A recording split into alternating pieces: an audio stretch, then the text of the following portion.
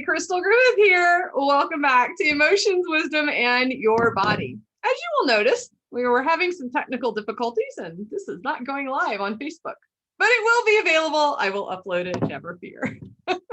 Every day for 2021 for about 15 to 20 minutes, we're delving deeper into our emotions, wisdom, and their effects on your body, soul, and spirit. Emotions are your body wisdom. There's so much you can learn from them. So here's your disclaimer. I am not a doctor. I do not play one on TV. I really do tend to play one in my house, though. I have my master's in education, 2 trauma certifications, and inner healing accreditations, and a couple other things here or there. This is really for your edification, education, and encouragement. What is our word for the day? Today is indignation. Boy, that's a good one. That's even fun to say. Indignation. You kind of like get your head going there, don't you? So what is that? It is anger or annoyance provoked by what is perceived as unfair treatment. It is often the entire attitude of our teenage population. Anger aroused by something unjust, unworthy, mean. Boy, as parents, we're just mean. Strong displeasure at something considered unjust, offensive even, insulting, base, or righteous anger. We're going to talk about that one in just a second. It's also fury, ire, rage, or wrath. And those words mean an intense emotional state induced by displeasure. Indignation, though, stresses righteous anger at what one considers unfair, mean, or even shameful. Now, the feeling of indignation can occur when one is mistreated by another, or negative feelings are sparked when a situation is out of the normal realm of society. When situations or actions that are considered to be unjust behavior begin to occur. The feeling of indignation is both experienced, felt, and you tend to want to act upon it. Righteous anger, on the other hand, stems from an anger that arises when we witness an offense against God or His word. Righteous anger cares about others. It attacks the sin instead of the sinner. Now, is this positive or negative? Really, it's both. As righteous indignation, there is a move, really an action to protect the innocent, make a stand against injustice. We're going to hear about 2 of those examples in just a bit. So how does this really play into our body? So interestingly, even though indignation is considered the opposite of anger, which is aroused by something perceived, as indignation is notably an offense or an injustice, but they both have the same body interaction. Anger triggers the body's fight-flight response. Other emotions that trigger this response include fear, excitement, anxiety, indignation. The adrenal glands flood the body with stress hormones. Those are our favorite A's and C's, adrenaline and cortisol. And when we witness unfairness, it triggers our amygdala, you know that A word, the primitive part of our brain that actually controls that fear and anger. Then what happens? The amygdala gets triggered, and what gets hijacked again? Prefrontal cortex.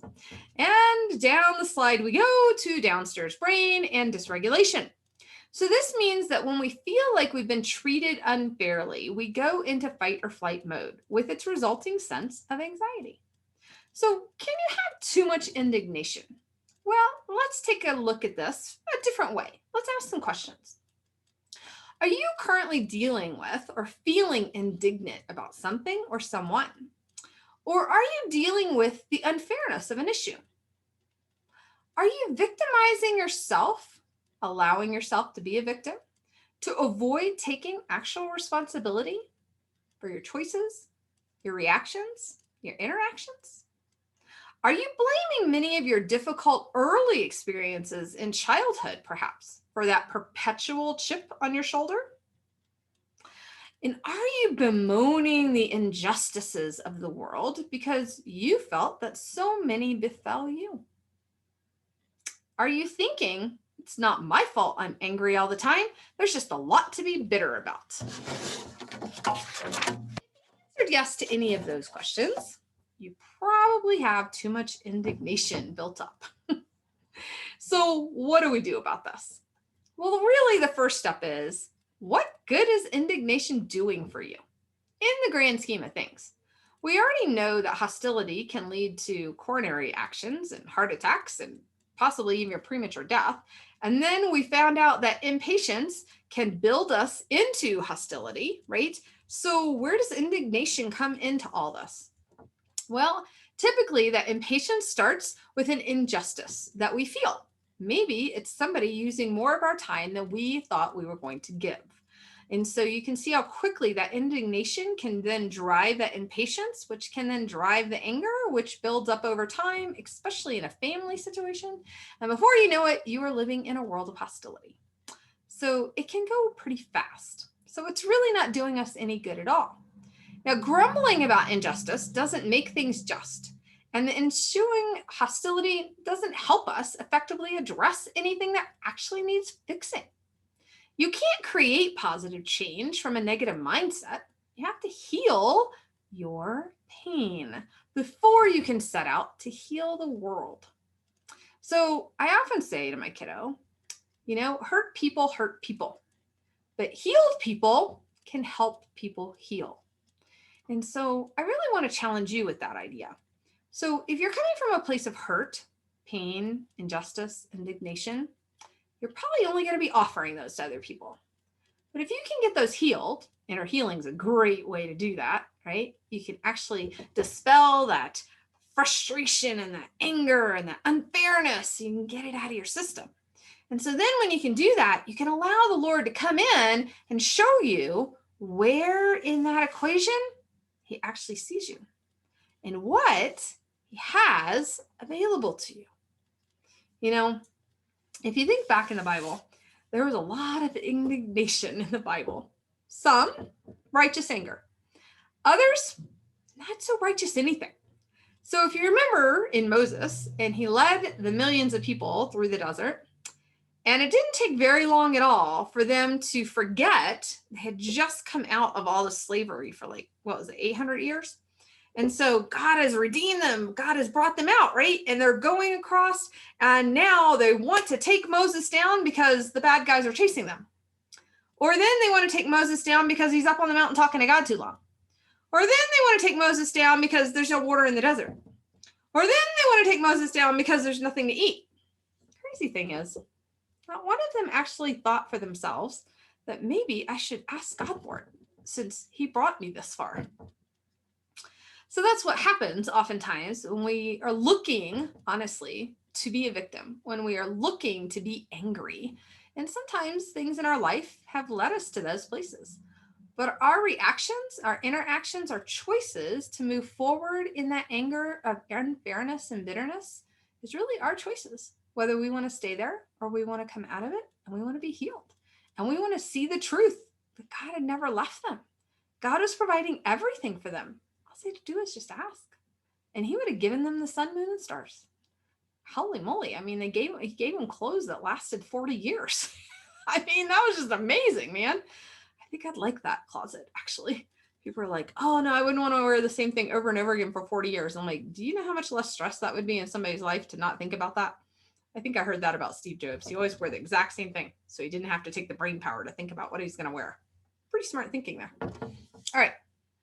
So if we can't create positive change from a negative mindset, and we need to heal that pain, and we know inner healing can do that, what are some other pieces that we can use to really deal with some indignation? Well, you also should understand your strong emotional responses.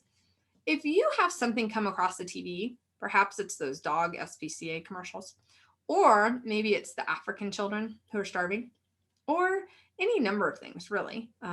There's an ad that I typically see for the Jews in Israel.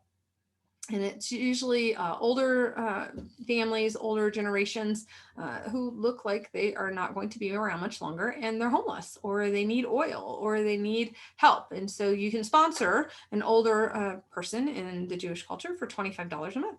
And I always thought that was really kind of interesting because it always made me think through, like, did that person survive the Holocaust? Because they would be about that age. And so all of those types of responses, just even to ads, is really something that you want to take a look at. And what kind of response are you having to those? And challenge your feelings and your thoughts, especially the ones that tend to disempower you. If you feel like you have no choice but to do something, that's something taking your power, or more likely you giving it to it. So if you ever feel like I have no choice, it's not, I don't get a choice, I just have to do this, I'm going to tell you that's not true. No matter really what your age is, that's not true. And so as a kid, we do give our power to our parents because they're in charge of us. And honestly, they don't probably know any better at that point. But as you get to teenager, that's where that little tension begins to come in, because then the teenagers really kind of know, I really can say no, and what's going to happen, right? So they're kind of testing those boundaries. And then as a young adult going into adulthood, they do begin to understand they can say no, and that's okay. But then there are going to be some bosses who don't think they should be able to say no. And so it really becomes a question of, are you giving your power away to something that you shouldn't, or are you making a stand for something? And that's where that righteous indignation comes in. Now, people who handle unfairness well possess three things in common. One, they tend to catch their emotional response before it leads to obsessive thinking, typically into the retaliation zone, by the way. And two, they think rationally. They're in upstairs brain before they act. Super important to be in upstairs brain before you make action. And then three, they recognize the difference between what they can control and what they cannot. So remember, what you can control is your choices, your behaviors, your reactions. What you cannot control is your circle of influence, other people's choices, behaviors, and actions. Okay, so you can control yours, you cannot control theirs. Now, what are our wisdom verses? These were kind of interesting to look up. So there were a lot of verses about God being indignant in the Old Testament. He really didn't like a lot of things that were going on, especially when they came against his people. And he became very indignant with righteousness against them. Ephesians 4:31, though, says, let all bitterness and wrath, which are affiliated with indignation, and anger and clamor, that's that murmuring kind of piece, slander, be put away from you among all the malice. So really, you're looking at putting all of that away, because those negative mindsets, if we're constantly in those, we're not creating positive change, right? So we need to put them aside.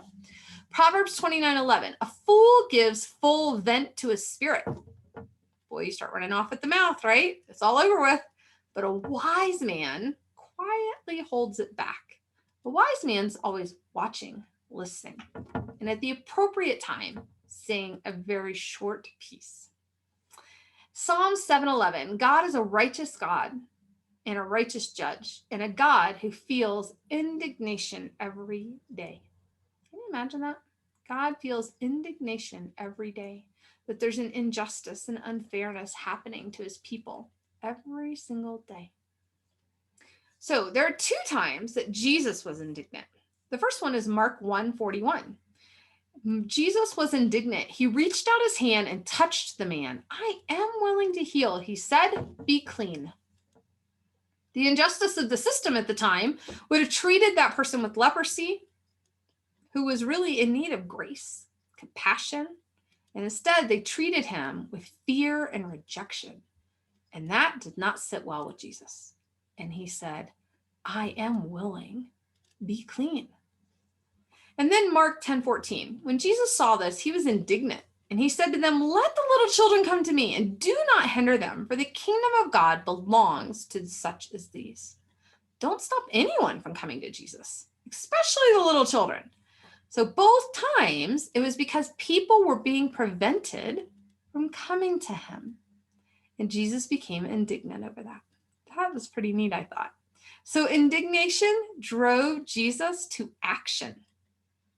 So if you do have indignation, and it does fall under righteous indignation versus just reaction, what action will your indignation spark?